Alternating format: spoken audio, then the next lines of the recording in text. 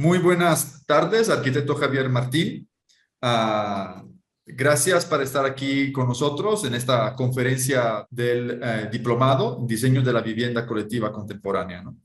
Antes que nada, me gustaría leer brevemente su currículum para poderlo presentar pues, a las personas de aquí de México y de los demás que nos van a seguir en las redes.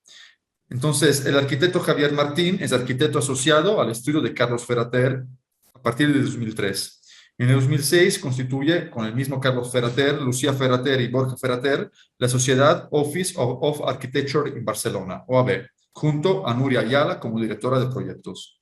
Es coautor con Carlos Ferrater del Paseo Marítimo en la playa de Ponent, la torre de oficinas Media Pro en el distrito 22 de Arroba, la torre del World Trade Center de Cornellà, la torre Aquileia en Jesolo, en Venecia, la casa AA en San Cugat del Vallès y varios edificios de oficinas en Barcelona, Madrid y Bilbao, y podríamos agregar la famosa torre Hipódromo aquí en la ciudad de Guadalajara.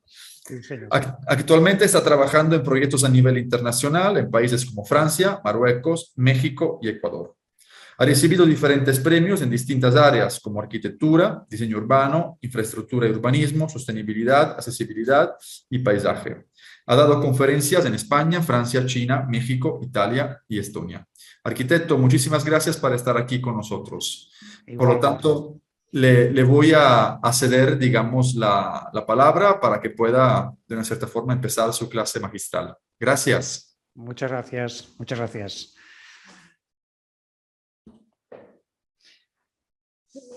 A ver.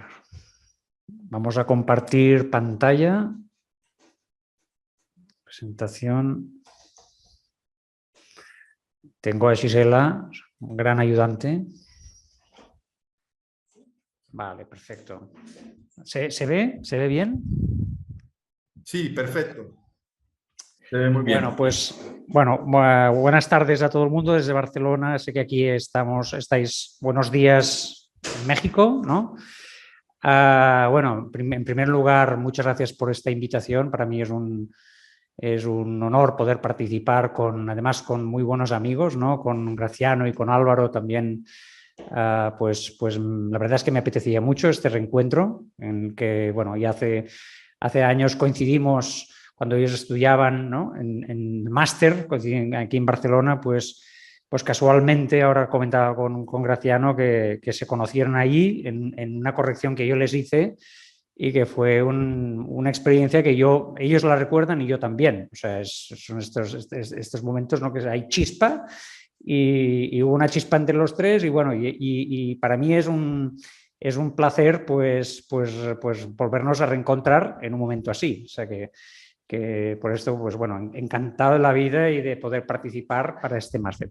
Bueno, en primer lugar yo quería comentaros que de hecho tenía preparada una charla, pues bueno, pues que te hace una pregunta y tú contestas lo que quieres, ¿no? Es un poco, pero luego digo, bueno, vamos a ver cómo podemos, porque al final todo es arquitectura, todo al final es acabar hablando de arquitectura y muchas veces, pues bueno, ciertamente el tema de vivienda es un tema muy específico que tiene una cierta complejidad, está muy, bueno, pues necesita de mucha reflexión, mucho conocimiento y yo ahí quería hacer pues un poco una charla más libre. Seguro que este máster seguro que se han discutido de cosas que yo desconocería, pero que seguro que son interesantísimas.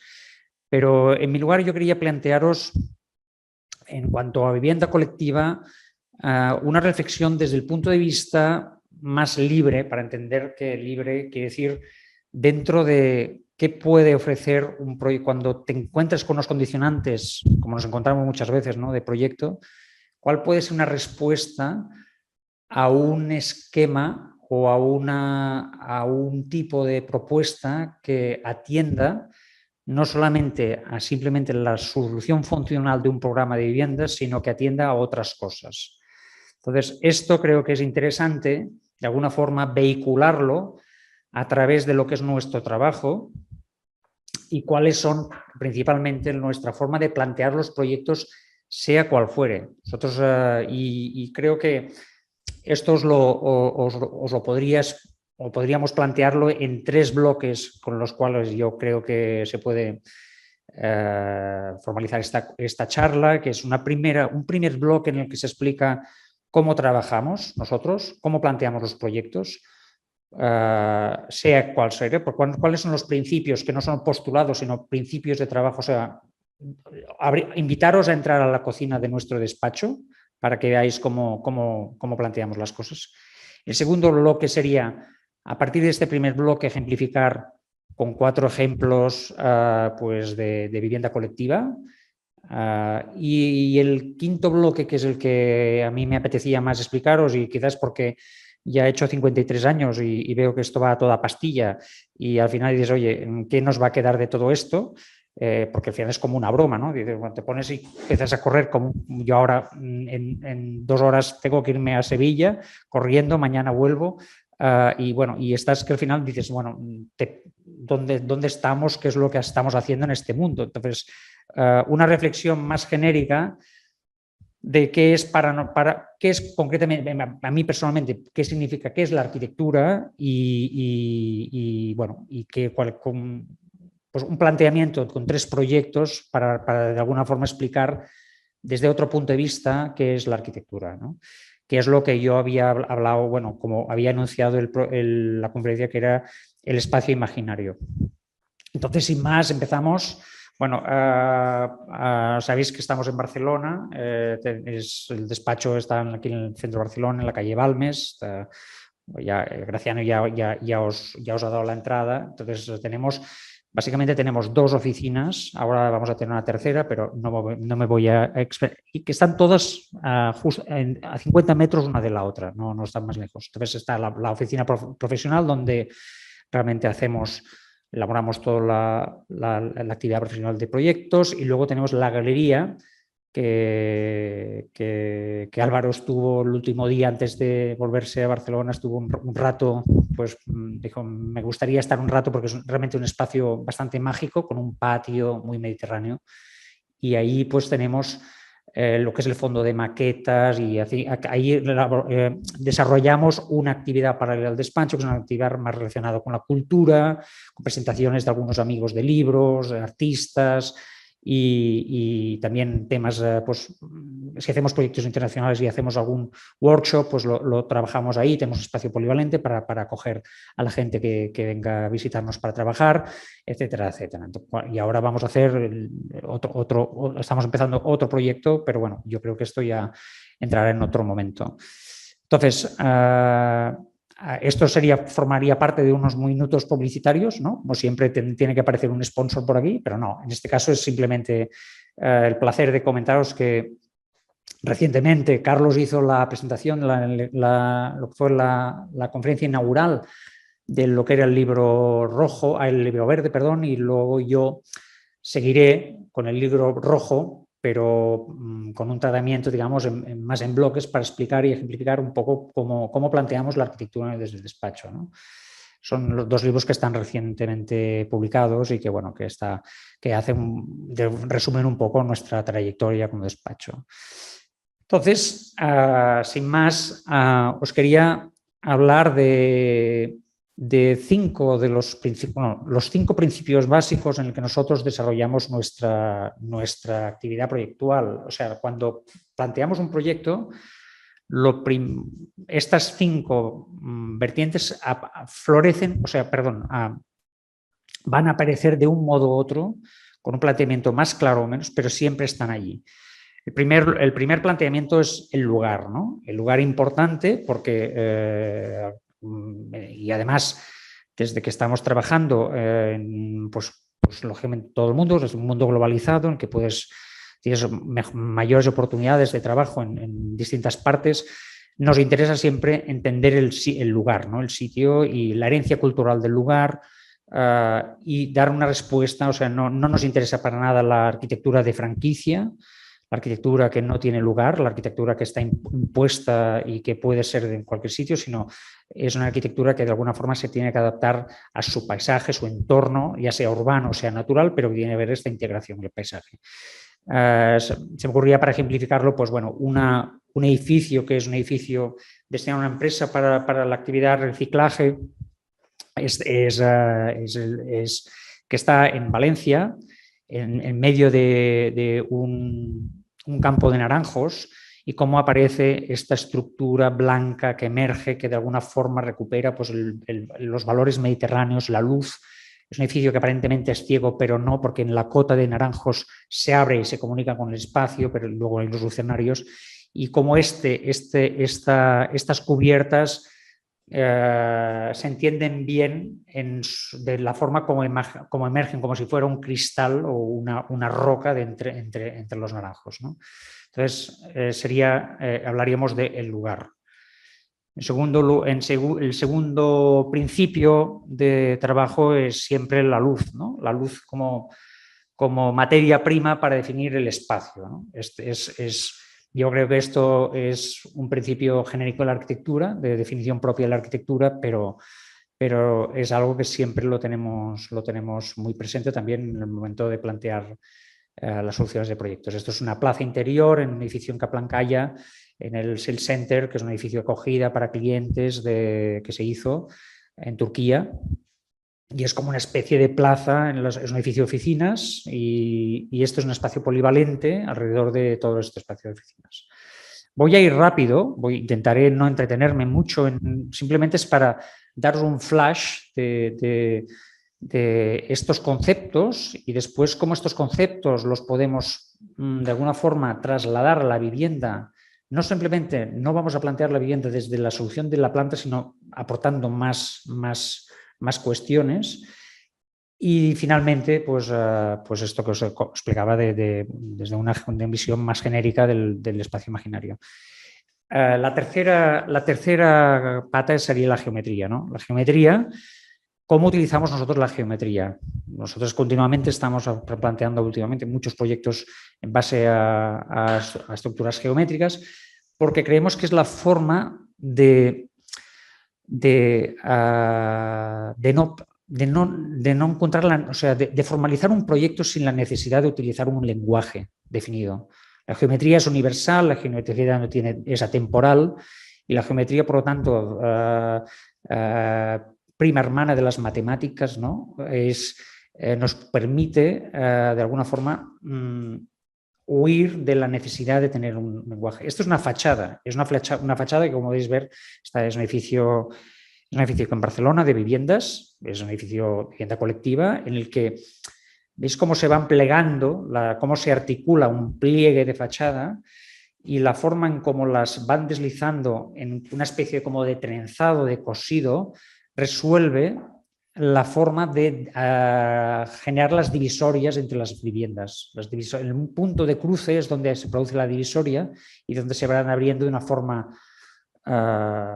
pues fácil los distintos espacios y lo que es más interesante, cómo desde estos espacios se proyecta con unas visuales a escorzo desde los espacios interiores, como resbalándolas. O sea, no es una imposición frontal, sino que las visiones son a escorzo, son laterales.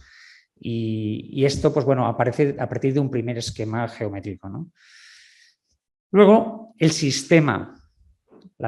Esta sería pues los sistemas o sistema, la cuarta pata, ¿no? En función de esto es... ¿Por qué el sistema? Porque el sistema nos permite organizar el programa funcional del proyecto, ¿no?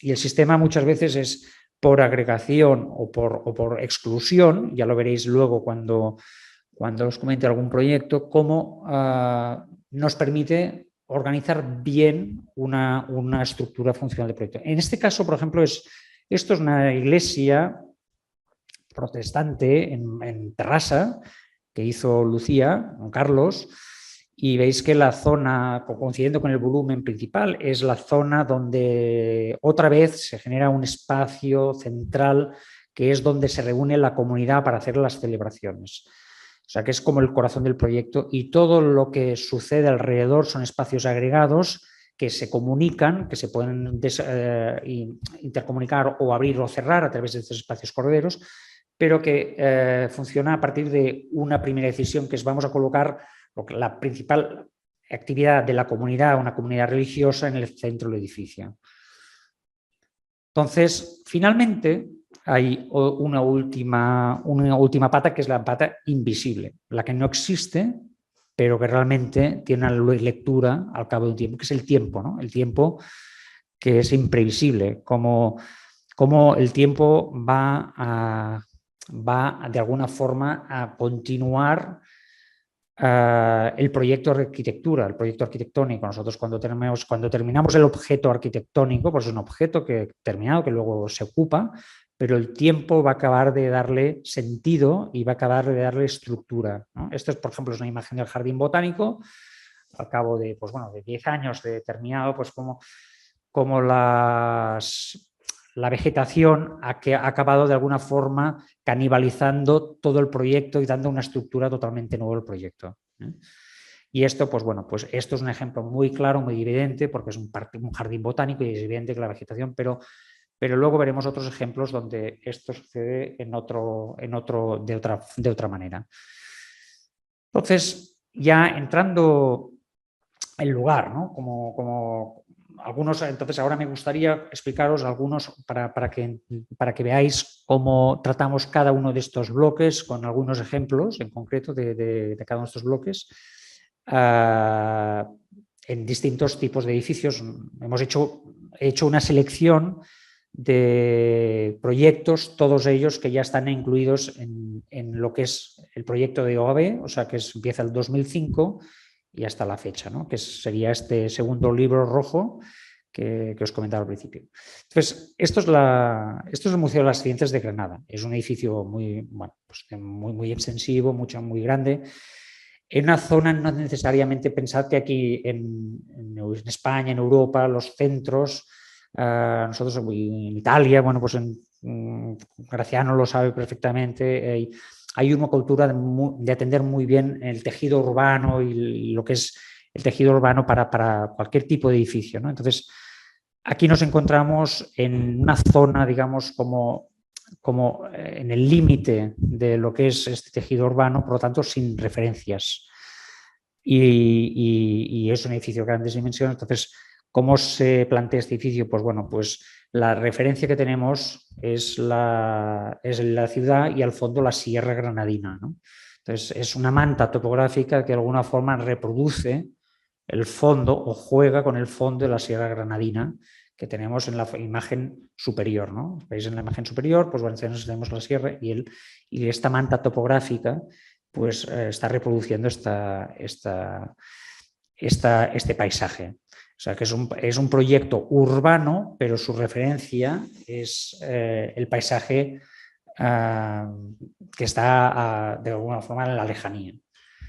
Esta misma manta topográfica luego se traduce en el interior de una forma coherente en realmente un envolvente de luz y de cubiertas que va cubriendo los distintos niveles de donde se desarrolla el museo, con una estructura, pues bueno, pues que a forma de estos pórticos, la forma de estos pórticos que van resolviendo esta cubrición. Otro ejemplo de lugar, por ejemplo, en Tánger, ¿no? Es un muelle de 1 kilómetro donde se pidió, pues bueno, pues hacer toda una serie. Bueno, Tánger es una ciudad que sabéis que está en lo que es Gibraltar, el paso de Gibraltar, o sea, es la parte de África, pero que está muy cerca de España, ¿no? Es el paso. Entonces, lógicamente es un punto de salida aquí también tenemos de este tipo de problemas, ¿no? de droga, ¿no? Toda la droga salía de las playas de Tánger y cruzaban a través del estrecho y llegaban a Cádiz y tal. Entonces, el gobierno marroquí decidió, y era una zona militarizada con alambradas, con torres de vigía. Bueno, entonces el gobierno marroquí hizo algo realmente inteligente que nosotros también sabemos que funciona, que es vamos a abrir la ciudad al mar. ¿Y cómo abrimos la ciudad al mar? Pues vamos a abrir la ciudad de forma, vamos a retirar todas las alambradas y vamos a generar espacio público. Vamos a generar un paseo marítimo, vamos a hacer que el puerto se abra la ciudad y esta forma de colonizar a través del espacio público hace precisamente que estos espacios, que son espacios residuales militarizados, pues dejen de serlo, porque ya no hay necesidad, porque continuamente hay gente que está paseando. O sea, y la ciudad, pues evidentemente, esta operación fue una operación precisamente dentro de este marco de abrir la ciudad al mar y se construye sobre este muelle 1 kilómetro de restaurantes, bares, discotecas, todo lo que estaba situado en la playa, pero dentro de sin pasar la alambrada, justo antes de pasar la alambrada.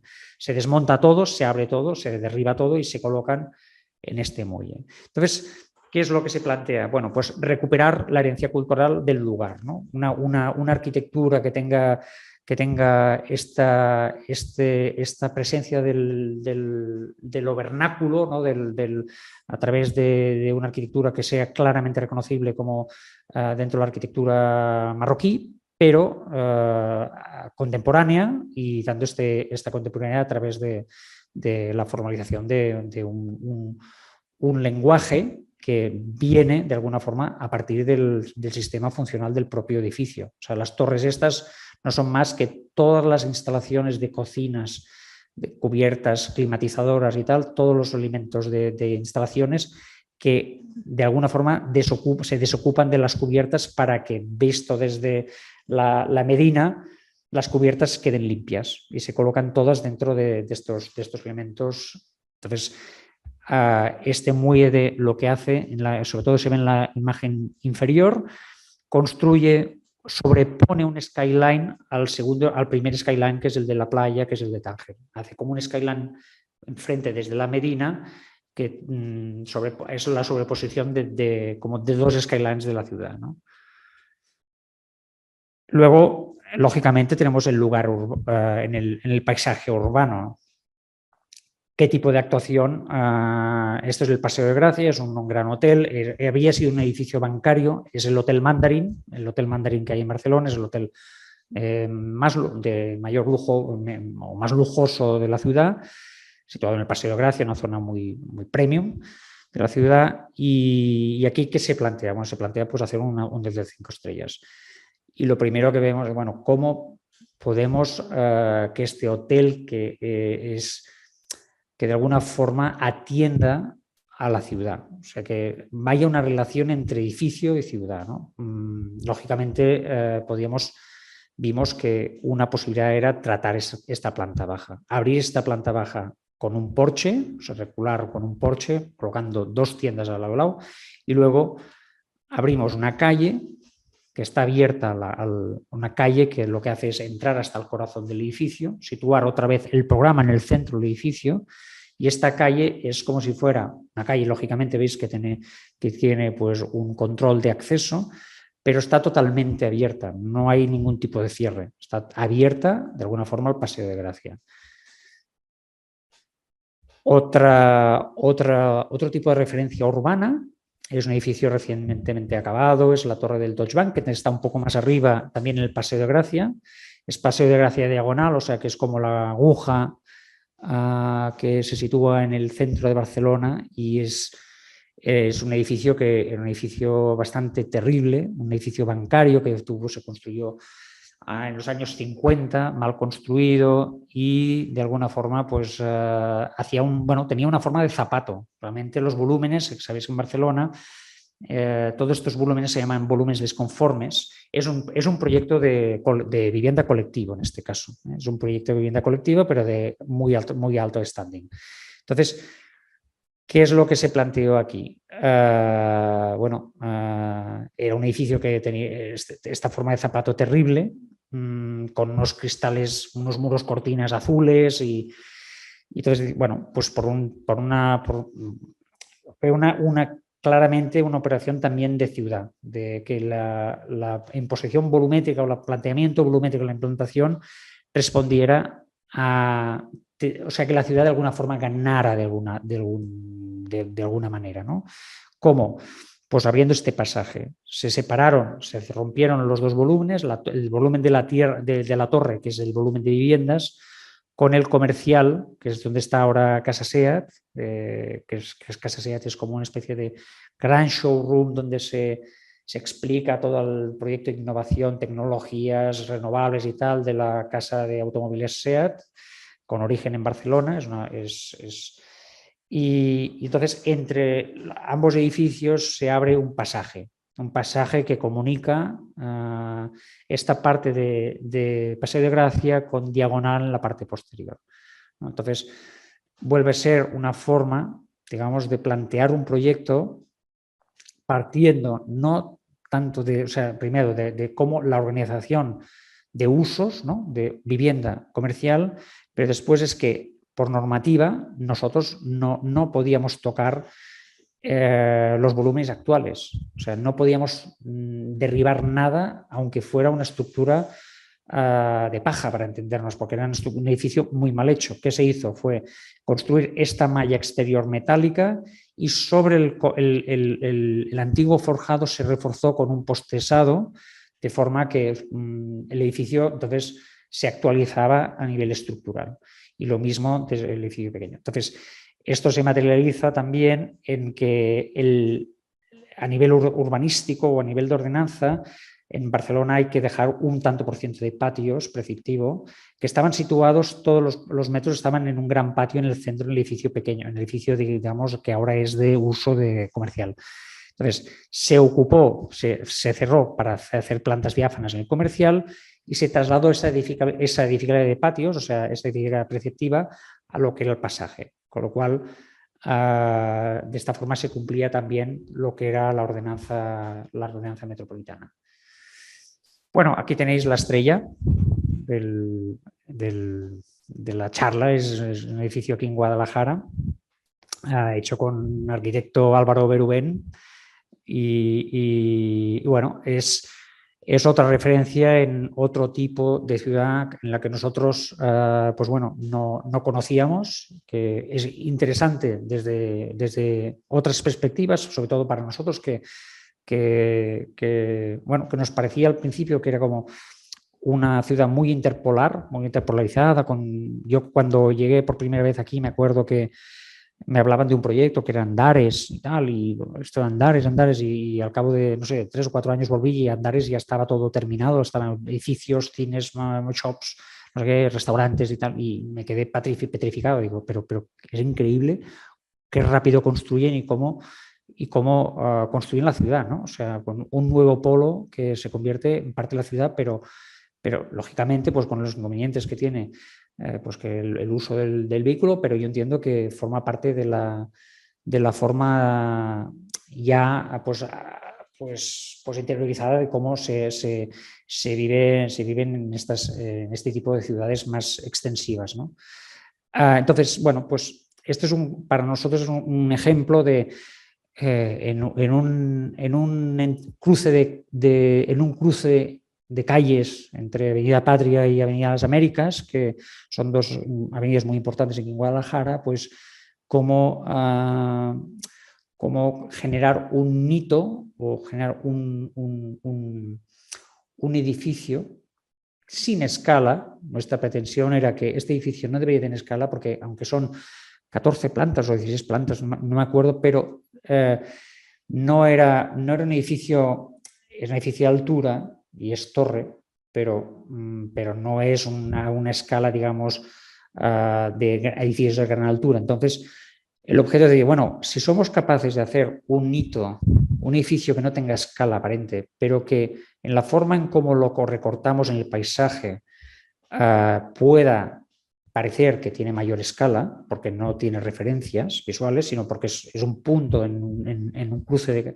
Entonces, ahí nos parecía un tema muy interesante a explorar. Entonces, esto como de alguna forma lo ligábamos, con pues recuperar otra vez la herencia cultural del lugar, las celosías, un edificio que también sea pues dentro de un marco, digamos, de sostenibilidad, pues que tenga esta celosía que de alguna forma puede recuperar pues las celosías de Barragán y de otros arquitectos mexicanos que sabemos que forman parte de la tradición vernácula, pero que además funcionan de una forma muy exitosa sin ningún tipo de necesidad de generar un muro cortina complejo, caro.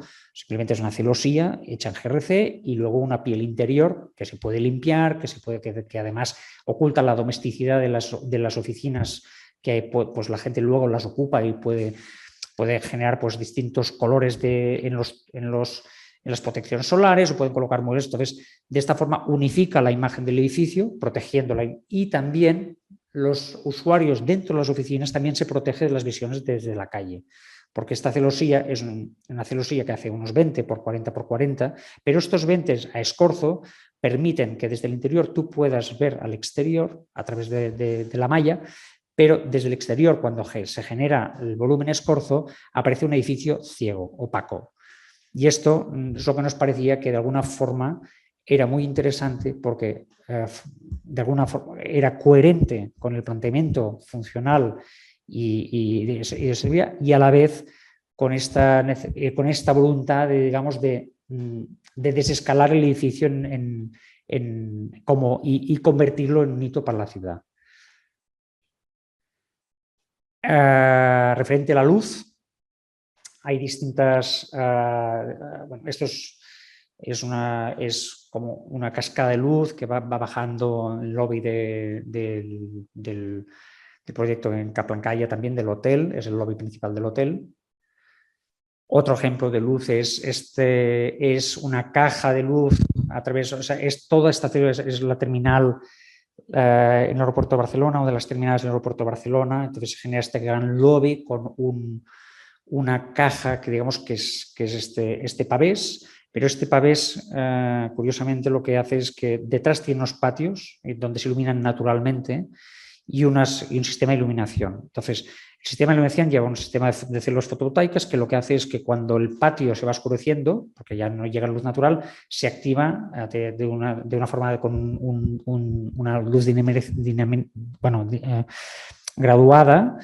Se actúa el mismo nivel de luz, pero de forma artificial, de forma que sabéis que los aeropuertos funcionan día y noche, y de esta forma pues nos parecía también un planteamiento de un proyecto de una forma muy simple, pero que la luz era su principal sino, ¿no? Existe. Otro ejemplo es el Roca Gallery, ¿no?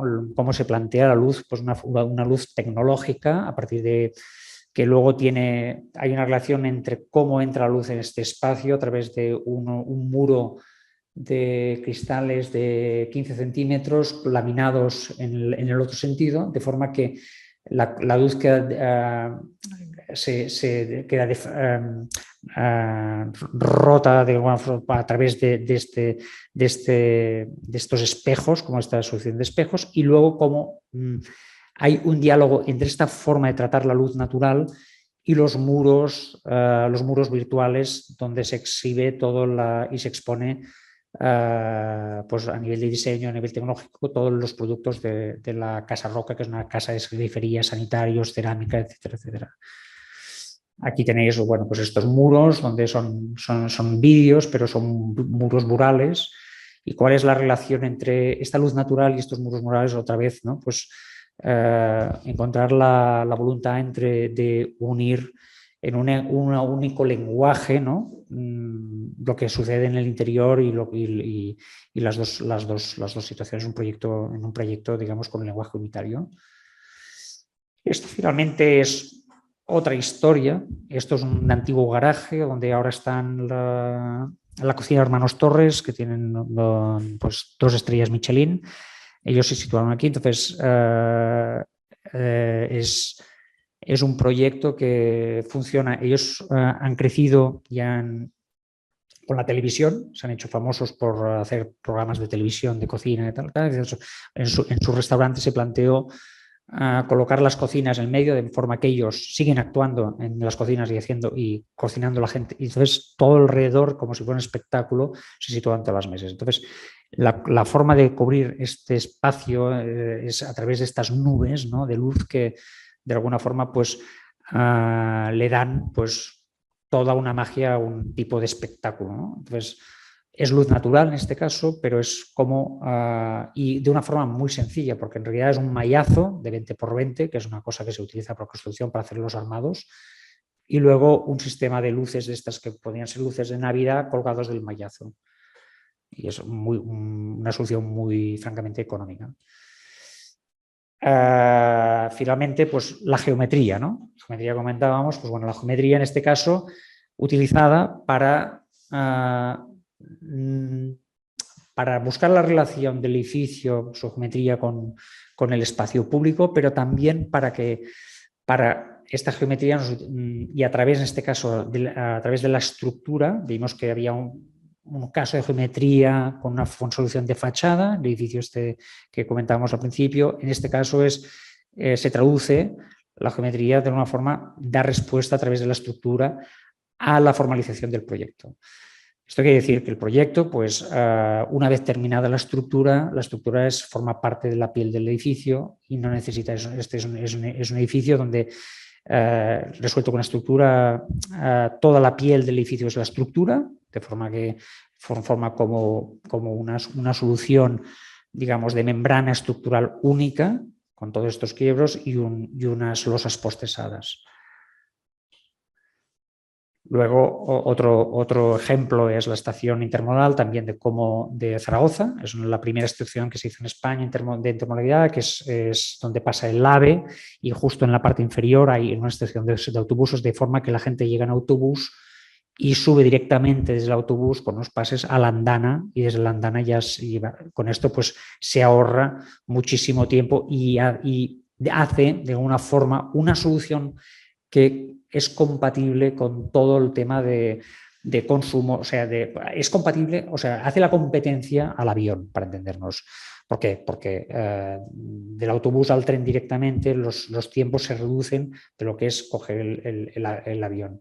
Y de esta forma, pues bueno, es una estación que minimiza el impacto, digamos, de carburantes y tal que genera el avión, ¿no?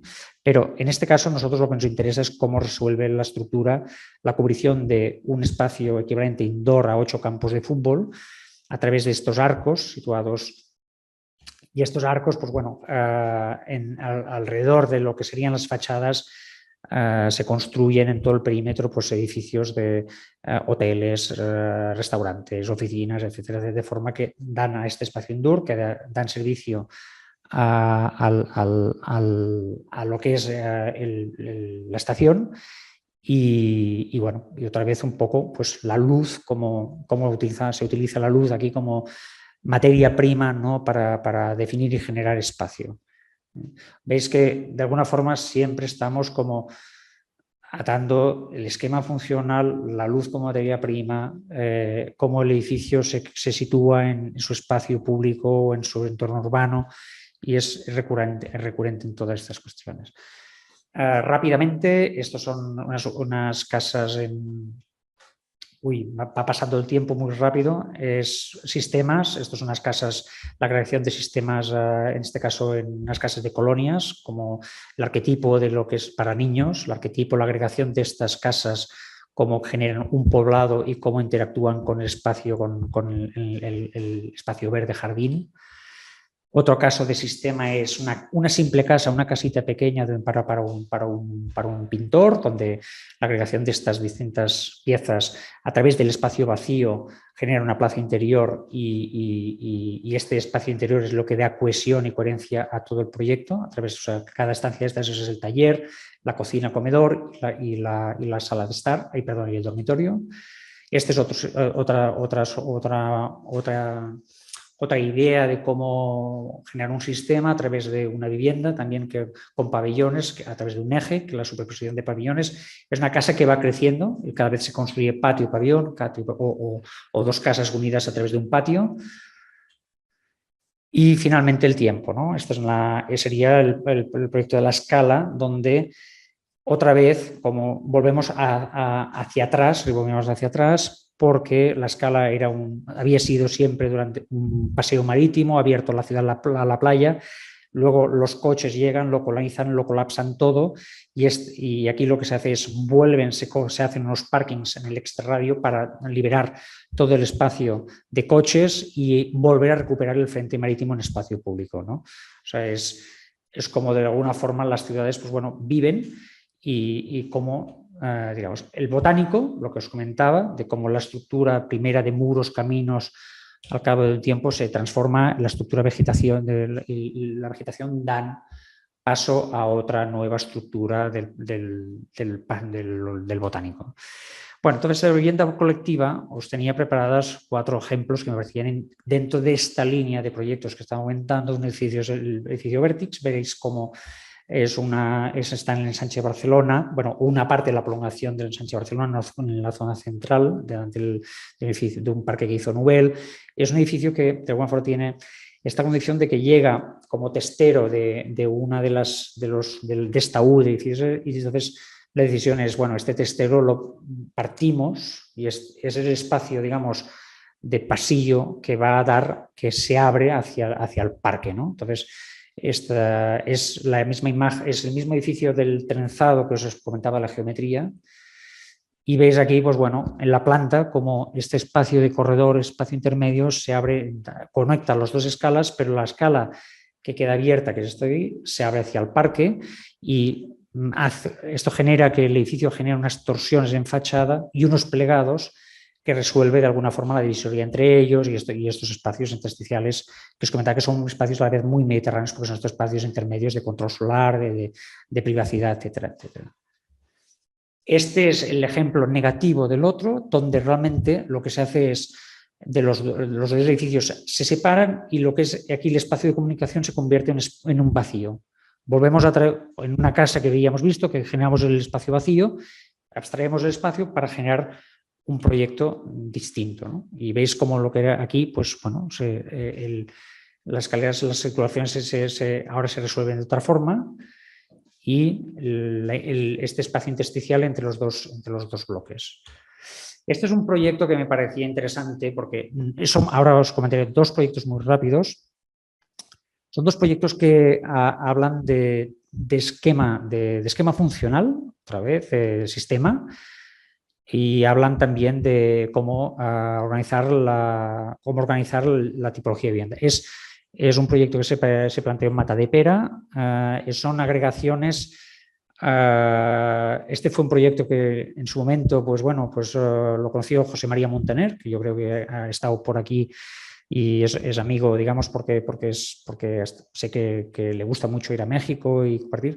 Le gustó mucho en el momento que lo conoció, pero es un proyecto en el que prácticamente lo que se plantea es un esquema, estos son los dibujos, en el que, como podéis ver, la planta, o sea, son agrupaciones de 3 viviendas en el que siempre las viviendas, lo que son las salas de estar dan a la zona, a los testeros, la del medio es pasante y las 2 laterales dan a los patios, de forma que las habitaciones siempre están dando los patios, las salas de estar están dando. Entonces, ¿qué es lo interesante? Que luego cuando subimos una planta vamos a ver cómo recortamos, cómo de alguna forma vamos a jugar con el skyline y con cómo este skyline va a actuar con el espacio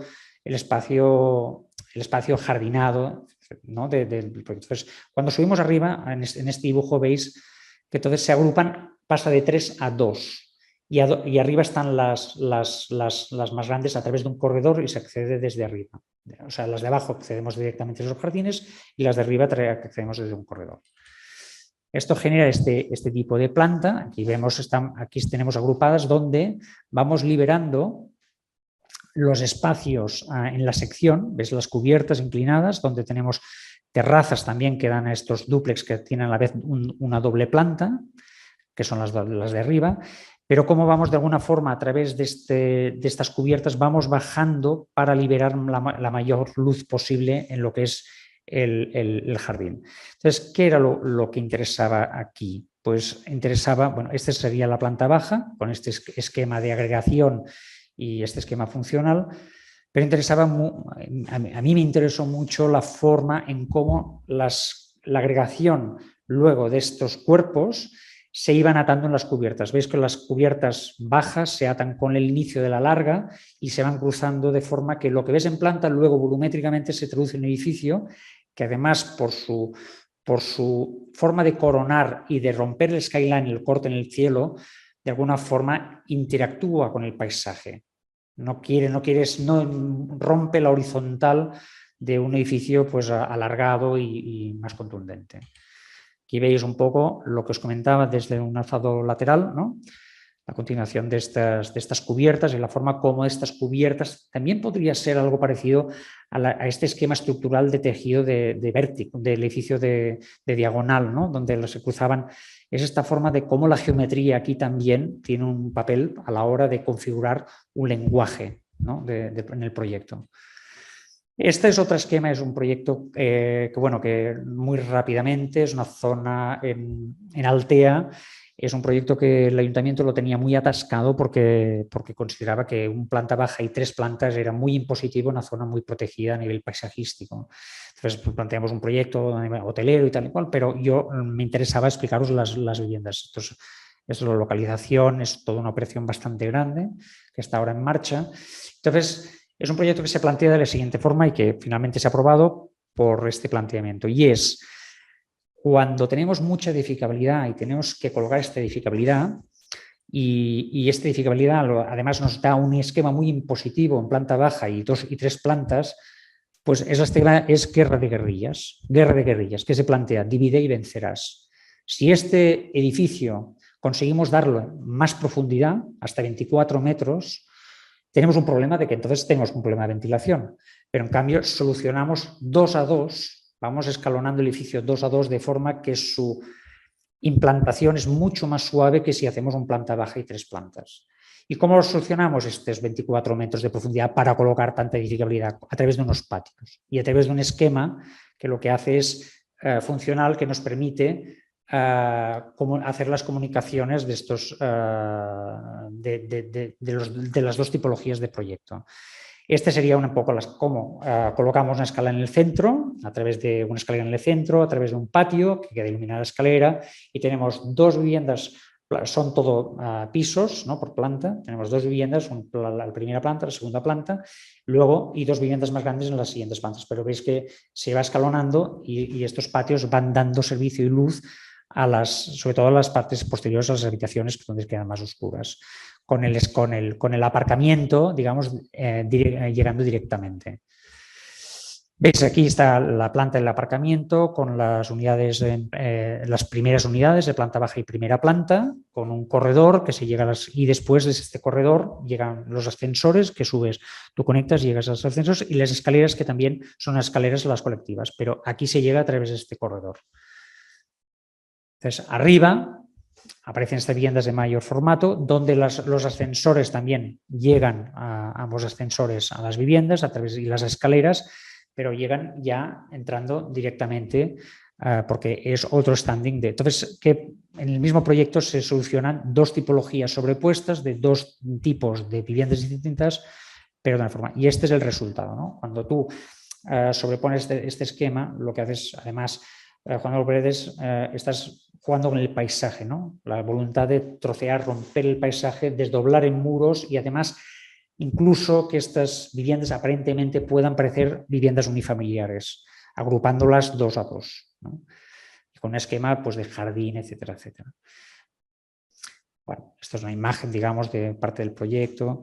Y entonces, aquí me gustaría comentaros el final de la conferencia, que era, bueno, de esta charla, amistosa charla y con mucho cariño y agradecimiento. El viernes pasado tuve la oportunidad de, me invitaron también con Carlos, porque Carlos ganó en 2001 el Premio Nacional de Arquitectura, luego compartimos en 2011. Yo participé en el Paseo Marítimo de Benidorm y entonces a Carlos lo invitaron en el 2001 y a mí en el 2011, pero era un simposium de arquitectura que se llama Face to Face, con mucha gente. Bueno, en realidad se ha convertido en el evento más importante en Barcelona y se invitaba a todos los premios de arquitectura nacional hasta la fecha. Se empezaron en el 99, el 2000, hasta la fecha. Entonces éramos 12 arquitectos invitados y se hacía una pregunta muy concreta, que era ¿qué es para ti la arquitectura? ¿No? Entonces, para mí, bueno, pues yo lo que planteé en su momento y era de lo que me apetecía terminar esta charla es claramente qué estamos haciendo aquí, qué es lo que hacemos y aparte de, bueno, pues intentar hacer las cosas lo mejor posible y colaborar en lo que podemos y tal, pero llega un momento que tienes que contar, bueno, que realmente qué sentido o qué crees tú que es lo que tiene valor en todo esto, lo que vamos haciendo el día a día, ¿no? Entonces, a mí se me ocurrió empezar la charla pues, comentando una frase que a mí siempre me había parecido interesante, que es de Kazuyo Sajima y su socio Rie Nishizawa, que definen la arquitectura como donde la imaginación encuentra vida, ¿no? Y me pareció interesante luego ver cómo la pintura a veces es capaz, de alguna forma, a través de la pintura que habla de espacio arquitectónico, de explicar cómo estas distintas situaciones donde el espacio imaginario se traduce de una forma más clara quizás que lo que es propiamente el proyecto de arquitectura o la obra terminada. Entonces, vemos dos cuadros aparentemente muy parecidos. El de la izquierda son dos ventanas. El de la izquierda está pintado en 1822 por Friedrich, que es un pintor romántico alemán. Y vemos, bueno, pues su mujer asomada a una ventana mirando el río Elba. Entonces, no es una pintura costumbrista, es una pintura alegórica, con sentido religioso, donde el espacio de la habitación es espacio terrenal y el espacio exterior es el espacio celestial, ¿no? Es el cielo, y reflejado con esta ventana que hay en la parte superior. Y ella está mirando hacia el cielo, ¿no? Pensando y mirando hacia el cielo. Entonces, vemos como aquí Friedrich elabora una escenografía interior que luego Corbu repite en la Petit Cabenon o repite en la Ville du Lac o repite, y otros arquitectos van a repetir esta forma de cómo enmarcar lo que va a pasar, lo que pasa interés a través de una escenografía interior. Luego, 100 años más tarde, Dalí pinta este cuadro de su hermana. Es un Dalí provocador, claramente provocador, presurrealista, pero pinta un cuadro muy parecido. Y aquí es su hermana en Cadaqués, en la bahía de Cadaqués, mirando el mar. Entonces vemos que prácticamente el espacio interior, o sea, lo que es esta escenografía ya no existe, a excepción de unas cortinas. ¿Qué vemos con las cortinas? ¿Qué está sucediendo? Pues las cortinas se están moviendo con la brisa del mar. Su pelo de alguna forma se enlaza con las olas. Vemos que su color del vestido es de la misma tonalidad que el mar y el cielo. Y lo que estamos percibiendo cuando vemos este cuadro es de que Dalí quiere inundar todo lo que sucede en el exterior en el interior de la vivienda, de forma que podamos sentir que es un día de calma, de verano, y prácticamente oler el olor del mar. Entonces, esto yo lo relacionaba con una casa que construimos en el 2015 con Lucía Ferrater y a través de dos ventanas más y dos definiciones más de espacio arquitectónico, pero a través de la arquitectura, en este caso a través de la fotografía, ¿no? Vuelve, siguiendo los pasos de Friedrich, de Corbu y de grandes maestros de la arquitectura del movimiento moderno, encuadramos esta imagen a través de un doble encuadro. Es una puesta en escena, prácticamente. O sea, las cortinas marcan un primer encuadre y el fondo horizontal marca un segundo encuadre, dando profundidad como si fuera un teatro. Y de alguna forma recortando, como si fuera una pantalla de plasma gigante, el paisaje. Y con esto pues entroncamos de alguna forma con la primera reflexión del primer cuadro. Luego vemos aquí otro tipo de ventana. Esta es una ventana que se abre en el cielo, que se abre en la zona central de la vivienda. Es una casa entre medianeras, en el medio del pueblo, y una parcela estrecha y alargada. Entonces, esta zona es una zona de estar, es una zona de relación que funciona como atrio en el centro de la casa. Entonces, ¿cuál es la diferencia de otra zona de estar? Pues que esta zona de estar, la iluminación y la vegetación inundan el espacio y lo transforman. Entonces, esta forma de transformar el espacio trasciende de alguna forma lo que es la funcionalidad de este espacio. Ya no es un espacio funcional que forma parte del imaginario, porque están continuamente en transformación. De noche se ilumina con la luna, de día, los días de viento, pues ves cómo pasan las nubes a toda prisa, forman parte o sea, como Dalí, de alguna forma este espacio se inunda de todo lo que sucede. Entonces, relacionado, bueno, muy rápidamente, porque yo creo que se nos está acabando el tiempo, pero Estas son las plantas de la casa, que son simplemente las plantas, donde en planta baja recupera la herencia cultural del lugar, donde la casa de pescadores, donde la cocina se abría al patio en planta baja, es un espacio único, y en la primera planta están las habitaciones conectadas a través de esta pasarela, y en la planta de arriba está la biblioteca y la zona de estar, ¿no?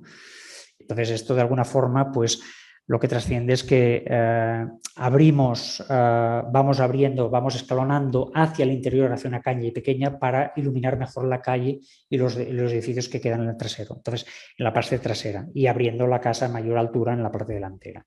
Es un gesto, yo creo, amable pero que, bueno, que atiende también al tejido urbano de los pueblos, ¿no? Que aquí podríamos haber hecho planta y baja y dos, pero preferimos pues atender a la condición de la calle posterior.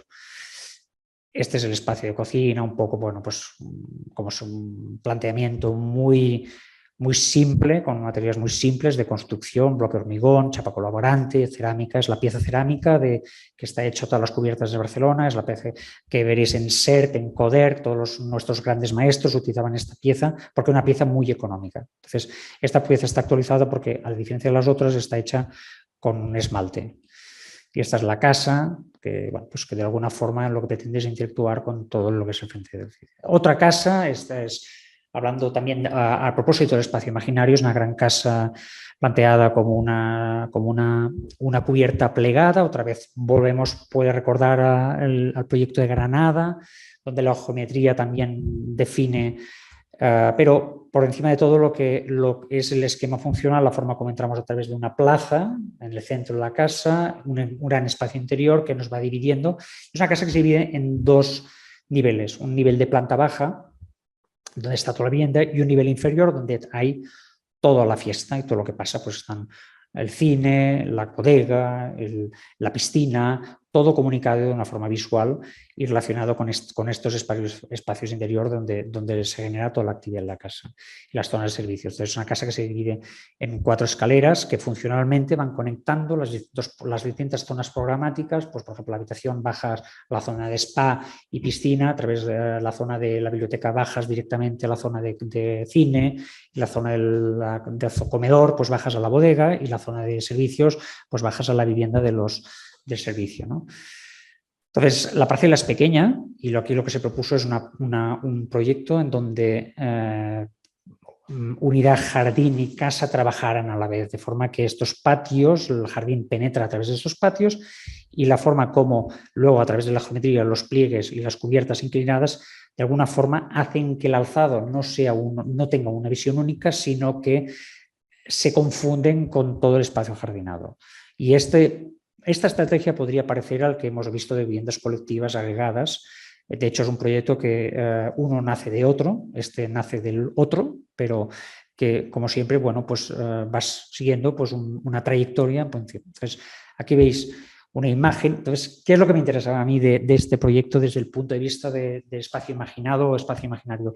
Que es el jardín habitado, ¿no? Es una casa donde el habitante que habita el jardín, de alguna forma, o sea, es como si le diéramos la vuelta a la casa, y tú desde el jardín estás habitando la casa, pero desde el jardín.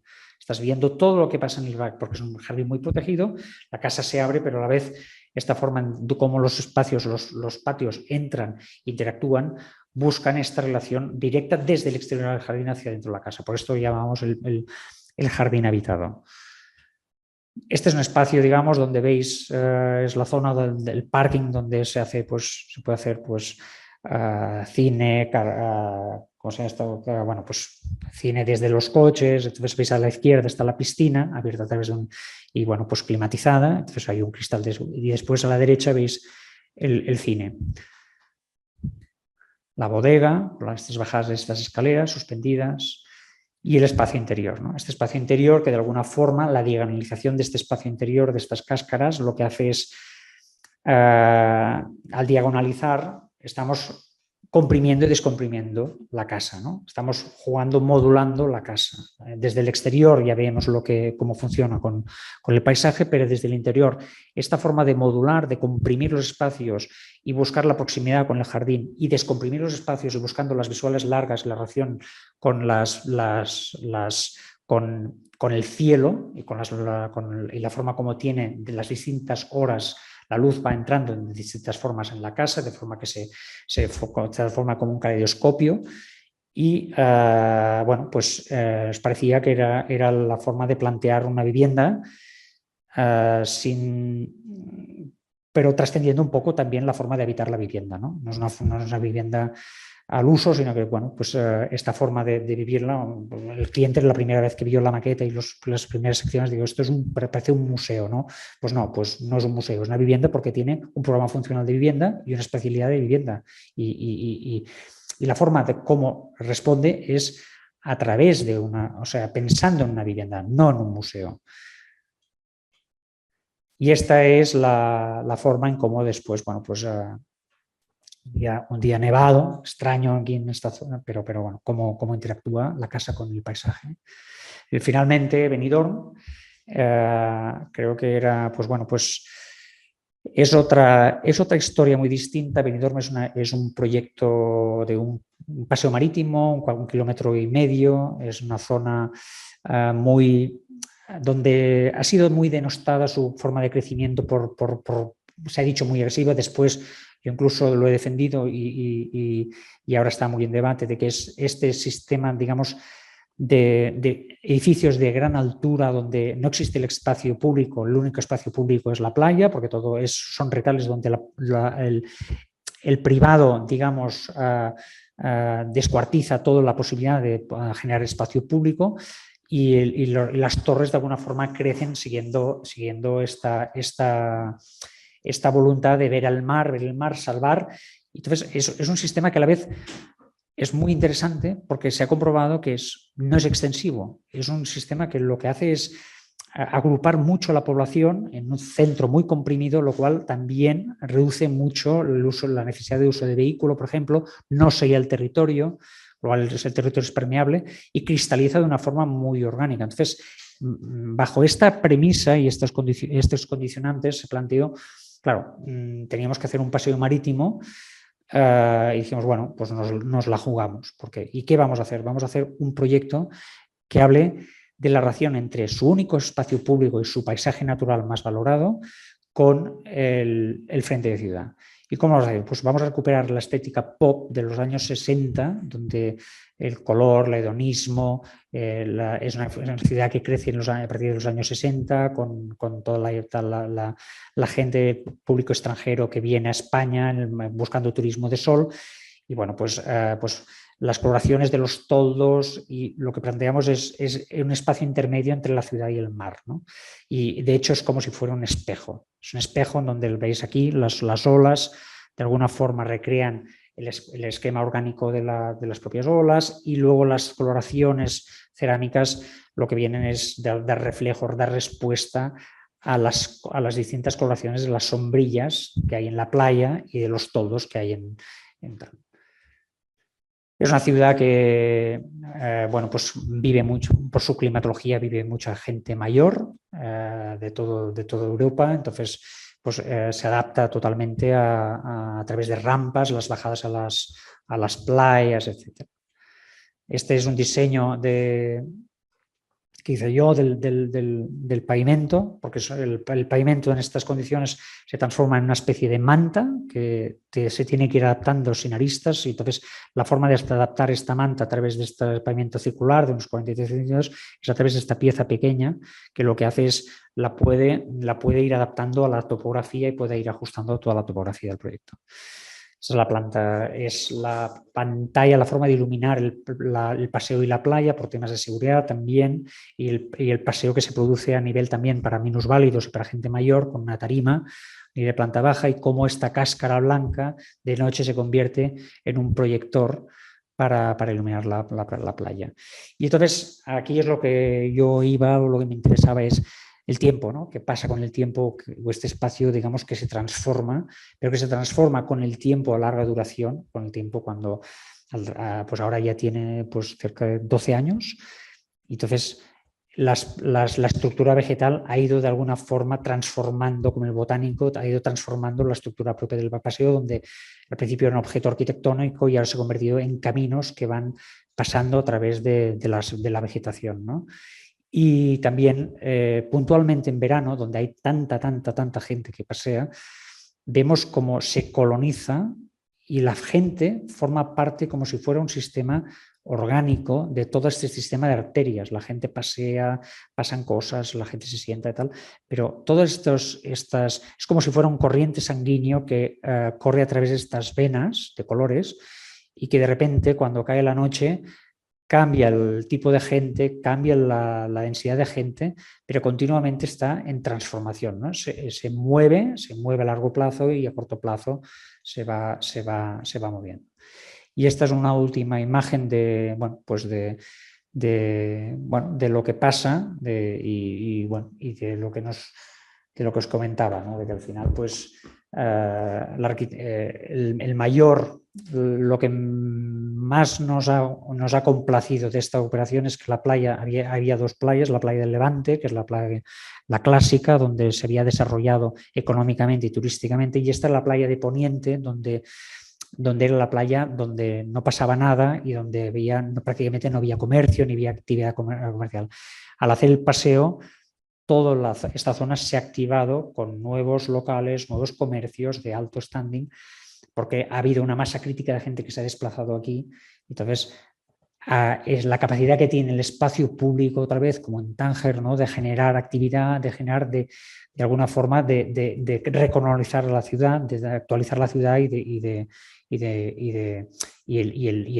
la importancia que tiene, ¿no? para el futuro de las ciudades este tipo de planteamientos. Por mi parte, muchas gracias y encantado otra vez. Un abrazo fuerte aquí en México. Que sepáis que yo aquí en México, cuando estuve cerca de 4 años también compartiendo, bueno, pues invitado en los premios CEMEX también, estuve 4 años de jurado en los premios CEMEX y siempre fui muy bien tratado, bueno, de una forma exquisita y tengo un grandísimo recuerdo de toda la gente en México y bueno, nada, simplemente un abrazo y encantado de haber podido colaborar en esta charla. Un fuerte abrazo a todos.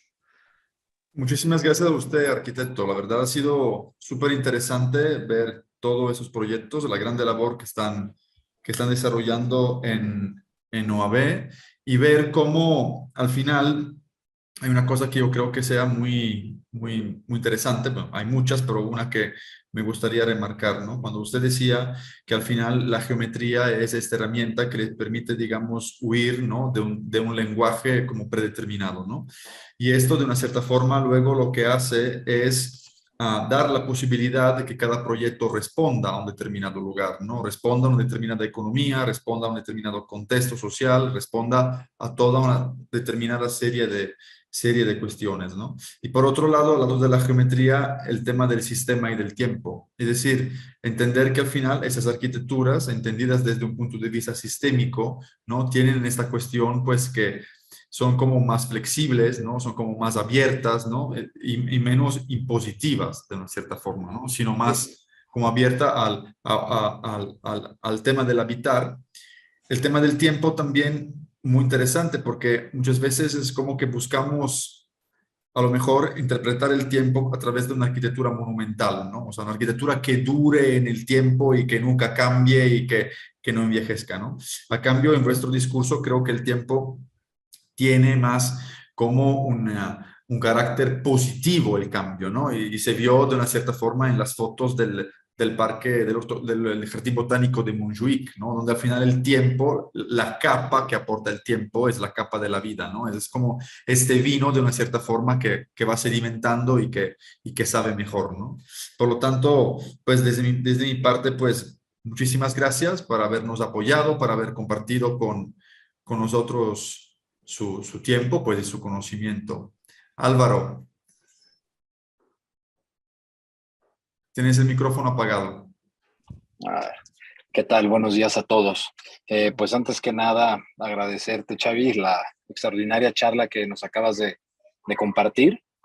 Un gusto saludarte nuevamente ahora desde el otro lado de la pantalla. Realmente, con todo esto que platicamos, que son muchas cosas, me quedo pensando en una frase, ¿no? que hablamos hace unos días, cuando hablabas con un cliente, ¿no? Sobre un proyecto que era de vivienda, de hecho, vivienda colectiva, donde le decías, ¿no? Que al final el edificio o el proyecto tiene que ser, digamos, un, un elemento de equilibrio que responda a tres condiciones, ¿no? Al inversor, a la ciudad y al usuario, ¿no? Y yo creo que estas tres cosas que suenan, o estos tres elementos que suenan pues muy lógicos, realmente no suceden, digamos, en un equilibrio comúnmente, ¿no? Lo podemos ver aquí, por ejemplo, en nuestra ciudad, en Guadalajara, como pues generalmente estos proyectos más que nada responden a un inversionista, ¿no? A un tema económico y realmente se cuestiona muy poco la importancia o digamos la consecuencia que tendría en la ciudad, ¿no? Realmente que está aportando. Entonces, en todos estos proyectos que mencionabas, que al final unos son de vivienda y otros no, yo creo que lo importante es entender que se insertan en la ciudad, ¿no? Que forman parte de un todo. Y, y desde ahí es donde nosotros, hagamos lo que hagamos, debemos de entender, ¿no? Que somos simplemente un alfiler, ¿no? Somos una pequeña parte, somos el granito de arena, pero considero que debemos de entender la importancia que tiene este granito de arena, ¿no? Y nosotros hablando, por ejemplo, de vivienda colectiva, ¿no? Que al final, pues, si lo analizamos, la vivienda, esta frase tan fuerte, ¿no? Tan sonada de la vivienda hace ciudad, que es una realidad, porque al final es más del 90 y tantos % de vivienda lo que conforma una ciudad, ¿no? Entonces, tiene una importancia realmente, digamos, prioritaria.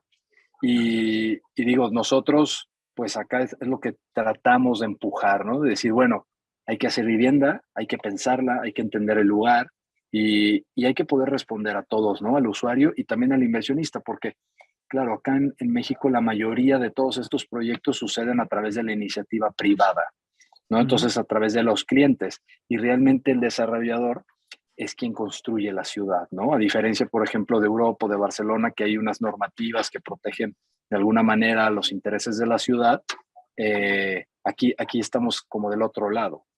Pero bueno, pues yo creo que todas estas cosas son reflexiones que nos llevaremos para ver cómo las podemos aplicar, ¿no? En la práctica. Y pues nuevamente mandarte un gran abrazo y agradecerles, ¿no? Pues por este tiempo compartido. Oye, nada, encantado.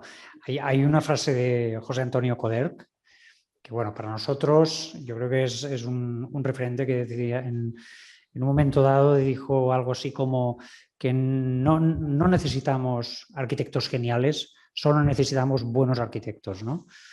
O sea, y con esto no quiero decir, o sea, me refiero que va más, o sea, a veces no puedes llegar a resolverlo todo, pero el intento de intentar, como mínimo, resolver las partes más importantes o las que más afectan a lo que es, claro, nosotros estamos muy expuestos a todo lo que hacemos, lo hacemos no solamente cara adentro o para resolver unas necesidades interiores, sino también tenemos que atender a la ciudad, a todos estos condicionantes que son importantes para el desarrollo de los proyectos. Entonces, yo creo que esta frase de alguna forma ejemplifica que nuestra labor muchas veces no va a ser total. No puede ser total porque tenemos unos condicionantes de inversionistas y tal, pero que al menos intentarlo, ¿no? Intentar de que los planteamientos de entrada sean ambiciosos en tanto que busquen un punto de equilibrio, que no todo sea la mayor rentabilidad y tal igual, porque a veces esto tiene un riesgo que es la posibilidad de perder el encargo, ¿no? Nosotros muchas veces competimos, no ganamos muchos concursos porque precisamente llegamos a estos puntos, ¿no? De decir, oye, no podemos hacer todo lo que nos piden, porque si hacemos todo lo que nos piden, al final el proyecto no va a valer la pena hacerlo. No nos va a aportar nada ni a nosotros ni a nadie. Entonces, bueno, yo creo que es algo que siempre es como un rezo, que muchas veces me lo tengo que, en momentos de debilidad, cuando tienes momentos de debilidad, pues me lo recuerdo, ¿no? Y nada, bueno, en fin, esto es como me comentaba al principio, es seguir,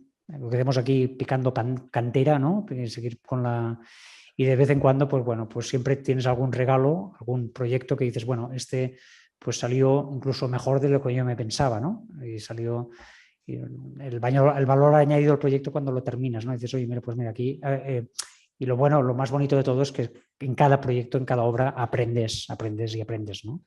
Aprendes los errores, aprendes las cosas mejores y aprendes un poco a darle importancia, no a una maqueta ni a un dibujo, sino a intentar que en la cabeza esté el proyecto y que tú tengas el proyecto y que sepas este proyecto cómo va a funcionar con las sombras, cómo funciona tal, cómo las proporciones, toda una serie de cosas que luego, si te quedas solo en la maqueta o en los dibujos, no acaban, ¿no? No acaban de salir. Y bueno, no sé qué más, simplemente ya no me enrollo nada más y encantado y nada. Venga, Muchísimas gracias, arquitecto. Que esté muy bien. Muy Venga. bien. Chao. Un abrazo. Un saludo a todos. Gracias. Hasta luego, un Chao. abrazo.